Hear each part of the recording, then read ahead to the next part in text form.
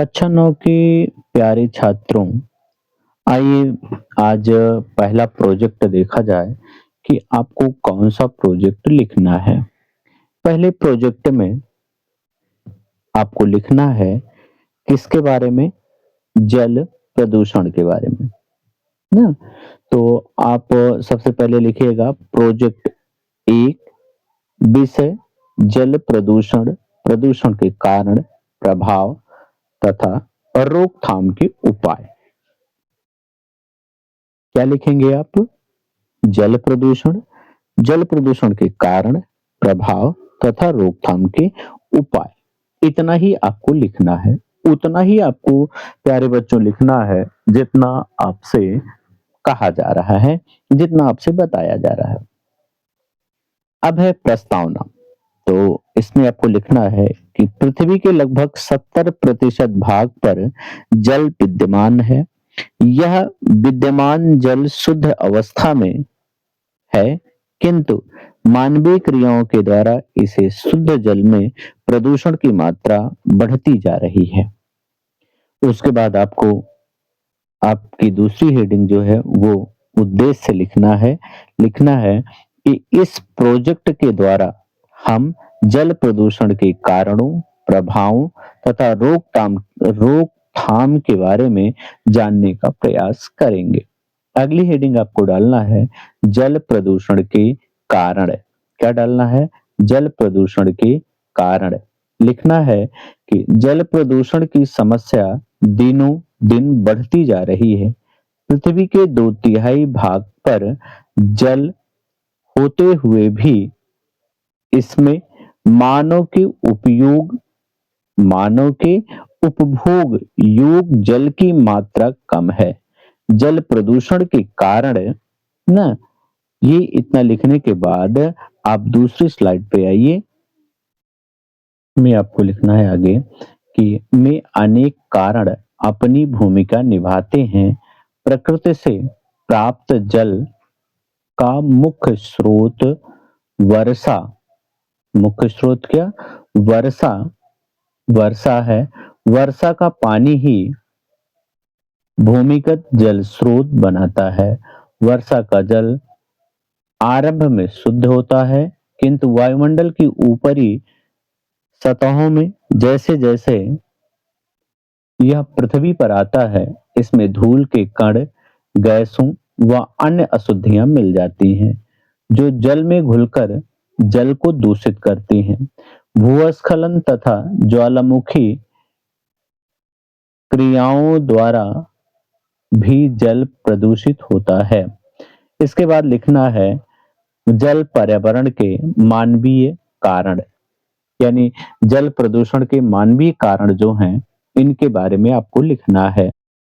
जल प्रदूषण के मानवीय कारणों में आपके 5 कारण दिए गए हैं। इनमें से आप 3 कारण ही आपको लिखना है। कोई भी आप 3 कारण लिख सकते हैं। लिखना है कि वर्तमान युग में मानवीय क्रियाओं द्वारा जल प्रदूषण की समस्या तेजी से बढ़ती जा रही है। इन मानवीय क्रियाओं क्रियाओं द्वारा जल प्रदूषण निम्न प्रकार हैं, ना? पहला लिखना है सीवेज जल से अत्यंत गंदा जल होता है। नगरीय क्षेत्रों में जल स्रोतों में मिलकर ये उन्हें प्रदूषित करता है। दूसरा, कारखानों में अत्यंत गंदा तथा जहरीला जल बाहर निकलता है, जो नदियों में पहुंचकर इनके जल को दूषित कर देता है। प्यारे बच्चों, केवल इसमें आपको 3 ही लिखना है। कोई भी पांचों में से कोई भी आप 3 लिख सकते हैं। तीसरा है तेल वाहक जहाजों से कभी-कभी अत्यधिक तेल का रिसाव हो जाता है, जो जल को प्रदूषित करता है। घरों में नहाने तथा कपड़ा धोने के बाद ना निकलने वाले जल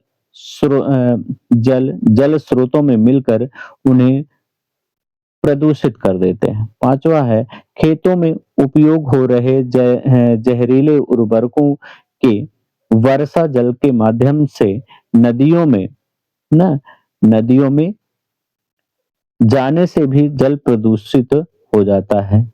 यानी खेतों में उपयोग हो रहे जहरीले उर्वरकों से वर्षा जल के माध्यम से नदियों में भी जाने से वो प्रदूषित हो रहे हैं। इनके बाद आपको लिखना है जल प्रदूषण के प्रभाव ना। दो हेडिंग अभी आपको और डालनी है, जल प्रदूषण के प्रभाव और जल प्रदूषण के नियंत्रण के उपाय। अब यहाँ जल प्रदूषण के प्रभाव आपके सामने हैं, इनमें से केवल आपको मात्र एक ही लिखना है। तो जो भी आप लिखना चाहें उसे आपको लिखना है। इसमें लिखना है कि जल जब शुद्ध जल में अशुद्धियां मिल जाती हैं, तब इस जल में ऑक्सीजन की मात्रा निम्न हो जाती है, जिससे जल में रहने वाले जीवों का जीवन समाप्त हो जाता है। ये आपको लिखना है।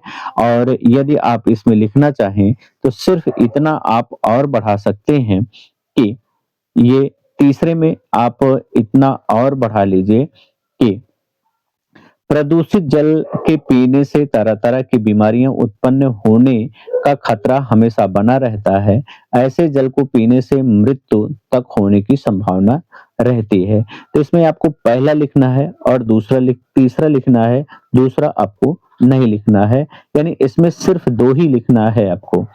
फिर जल प्रदूषण के नियंत्रण के उपाय आपको लिखनी है, ये आपको लिखनी है। ना? तो इसमें आपको लिखना है कि जल प्रदूषण के कौन से उपाय हैं और इन्हें आपको लिखना है। इनमें कुल आपके 6 हैं, 6 में से केवल आपको 4 ही लिखने हैं।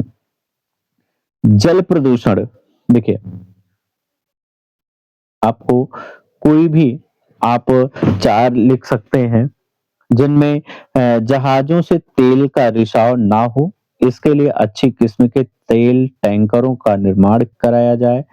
खेती करते समय जो उर्वरक भूमि में मिलाए जाते हैं, उनको डालने के बाद सिंचाई करनी चाहिए, जिससे वे भूमि में मिल जाएँ और बाहर ना आएँ, ना? चौथा आपका है कि घरेलू कामों में उपयोग किए गए पानी के निकास की उचित व्यवस्था की जाए तथा उन्हें शुद्ध जल के स्रोतों में ना मिलने दिया जाए।